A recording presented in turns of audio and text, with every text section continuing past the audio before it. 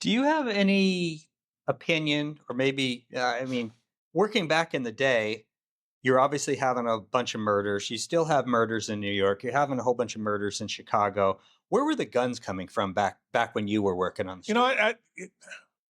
where they were coming from, a lot of guns that you would get were coming from out of state, and they were coming from, or they would come from uh, different, you know, burglary in somebody's house. Hmm.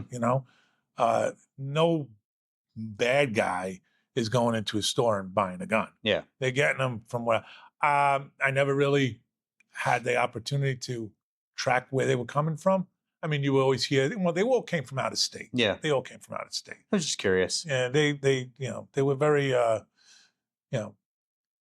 guess in other parts of the country, people have guns in their house and they don't lock their doors. And that's where they're coming from. That is true.